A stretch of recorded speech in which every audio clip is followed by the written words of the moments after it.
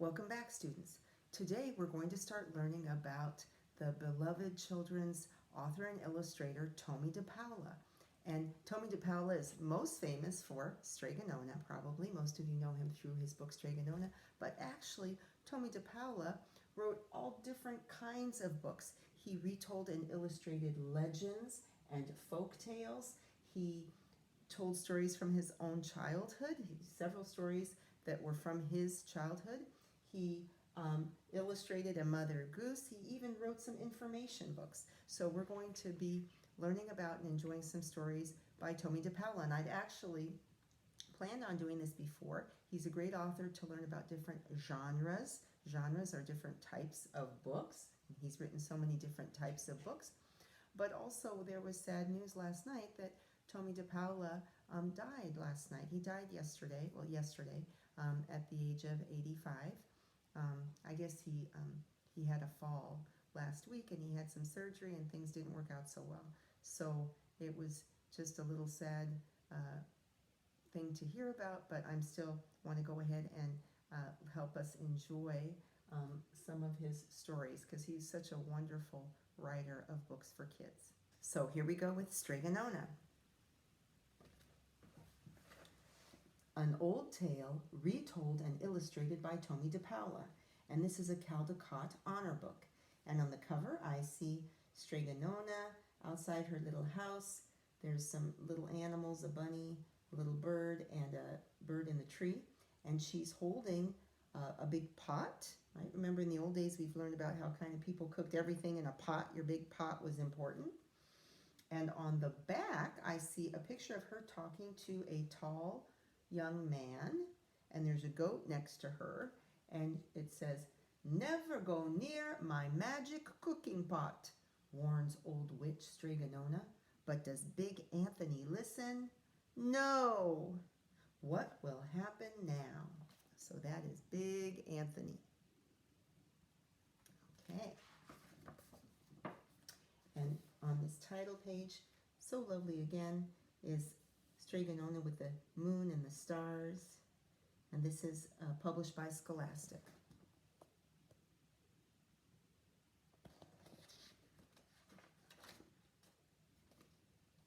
In a town in Calabria, a long time ago, there lived an old lady everyone called Strega Nona, which meant Grandma Witch. Although all the people in town talked about her in whispers, they all went to see her if they had troubles. Even the priest and the sisters of the convent went, because Strega Nona did have a magic touch. So it's like she had magic to help people with their problems and then when they were sick. But some people, not everybody wanted to believe in magic, but they still went and got help from her.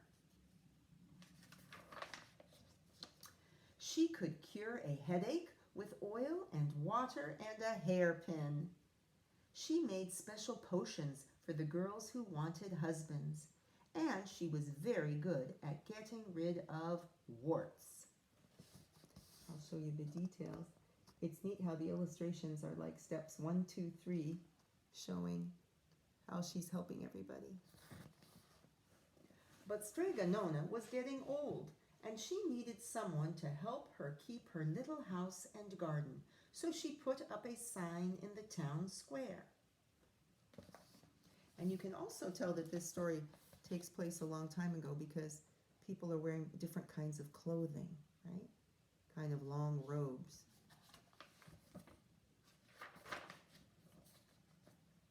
And Big Anthony, who didn't pay attention, went to see her. "Anthony," said Strega Nona, "you must sweep the house and wash the dishes. You must weed the garden and pick the vegetables. You must feed the goat and milk her, and you must fetch the water. For this I will give you 3 coins and a place to sleep and food to eat." "Oh, grazie," said Big Anthony. "The one thing you must never do," said Strega Nona, "is touch the pasta pot. It is very valuable, and I don't let anyone touch it." "Oh, si, yes," said Big Anthony. And so the days went by. Big Anthony did his work, and Strega Nona met with the people who came to see her for headaches and husbands and warts. Big Anthony had a nice bed to sleep in next to the goat shed, and he had food to eat. One evening, when Big Anthony was milking the goat, he heard Strega Nona singing. Peeking in the window, he saw Strega Nona standing over the pasta pot. Here she is explaining his chores, his daily chores. I bet you have daily chores at home you're doing now, right? And here he is doing the work. And he hears Strega Nona. She sang, "Bubble, bubble, pasta pot, boil me some pasta nice and hot. I'm hungry and it's time to sup. Boil enough pasta to fill me up." And the pasta pot bubbled and boiled and was suddenly filled with steaming hot pasta. Then Strega Nona sang, "Enough, enough, pasta pot. I have my pasta nice and hot. So simmer down my pot of clay until I'm hungry another day." "How wonderful," said Big Anthony. "That's a magic pot for sure." And Strega Nona called Big Anthony in for supper. But too bad for Big Anthony, because he didn't see Strega Nona blow 3 kisses to the magic pasta pot. So here she's saying the spell to make it go. Here's the spell to make it stop, but looks like the stopping takes 3 kisses too. And this is what happened. The next day, when Big Anthony went to the town square to fetch the water, he told everyone about the pasta pot. And naturally, everyone laughed at him because it sounded so silly. A pot that cooked all by itself? "You'd better go and confess to the priest, Big Anthony," they said. "Such a lie." And Big Anthony was angry, and that wasn't a very good thing to be. "I'll show them," he said to himself. "Someday I will get the pasta pot and make it cook. And then they'll be sorry." That day came sooner than even Big Anthony would have thought, because 2 days later, Strega Nona said to Big Anthony, "Anthony, I must go over the mountain to the next town to see my friend, Strega Amelia. Sweep the house and weed the garden. Feed the goat and milk her, and for your lunch, there's some bread and cheese in the cupboard. And remember, don't touch the pasta pot." "Ah, yes, yes, Strega Nona," said Big Anthony. But inside he was thinking, "My chance has come." There he is telling about the pot. And there he is getting his instructions from Strega Nona, but he's thinking about the pot. Oh no. As soon as Strega Nona was out of sight, Big Anthony went inside, pulled the pasta pot off the shelf, and put it on the floor. "Now let's see if I can remember the words," said Big Anthony. And Big Anthony sang, "Bubble, bubble, pasta pot, boil me some pasta nice and hot. I'm hungry and it's time to sup. Boil enough pasta to fill me up." And sure enough, the pot bubbled and boiled and began to fill up with pasta. Oh wow, there he's looking so happy that he was able to make it work.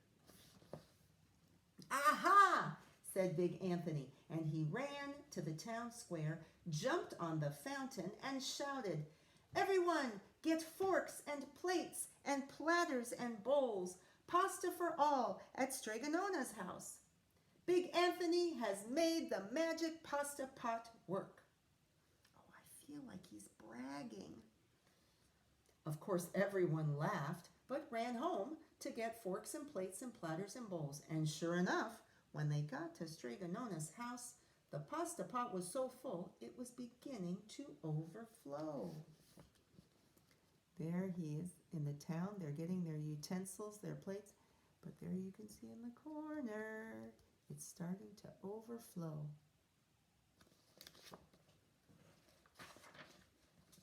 Big Anthony was a hero. He scooped out pasta and filled the plates and platters and bowls. There was more than enough for all the townspeople, including the priest and the sisters from the convent. And some people came back for 2 and 3 helpings, but the pot was never empty.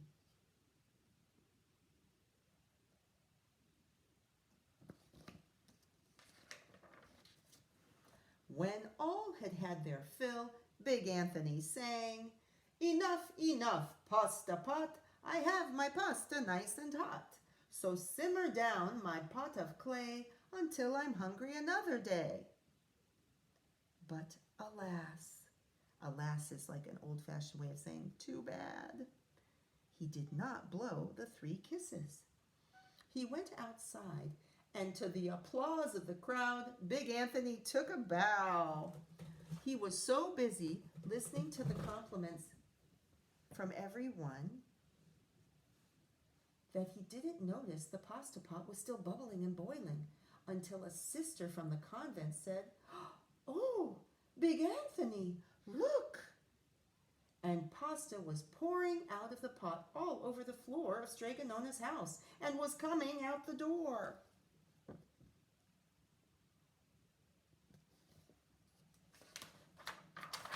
Big Anthony rushed in and shouted the magic words again, but the pot kept bubbling. He took the pot off the floor, but pasta kept pouring from it. Big Anthony grabbed a cover and put it on the pot and sat on it. But the pasta raised the cover and Big Anthony as well and spilled on the floor of Strega Nona's house.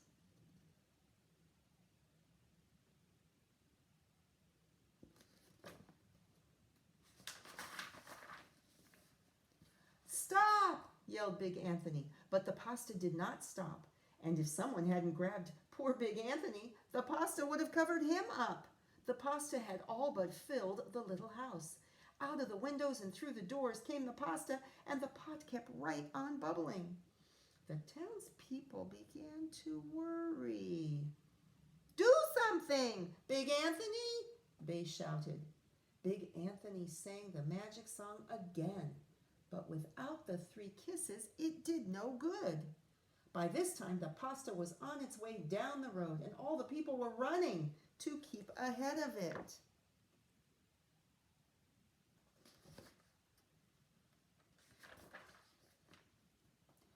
"We must protect our town from the pasta," shouted the mayor. "Get mattresses, tables, doors, anything to make a barricade." A barricade is when you pile up stuff to block. So you can see back here, they're trying to block the pasta from entering the town. But even that didn't work. The pot kept bubbling and the pasta kept coming. And here you can see the barricade that they're trying to stop the pasta with, piling up all their things. "We are lost," said the people, and the priest and the sisters of the convent began praying. "The pasta will cover our town," they cried, and it certainly would have, had Strega Nona not come down the road home from her visit. She didn't have to look twice to know exactly what happened. There she is.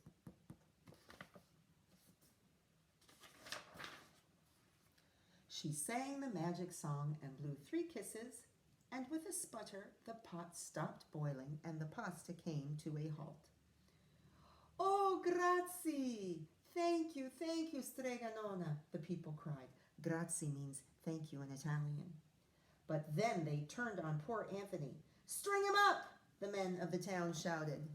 Oh, they want Big Anthony to be punished for making such a problem. "Now wait," said Strega Nona. "The punishment must fit the crime." And she took a fork from a lady standing nearby and held it out to Big Anthony. "All right, Anthony, you wanted pasta from my magic pasta pot. Strega Nona said, and I want to sleep in my little bed tonight. So start eating. Can Anthony really eat all of that pasta? What do you think? He did. Poor big Anthony. He looks like he has a tummy ache.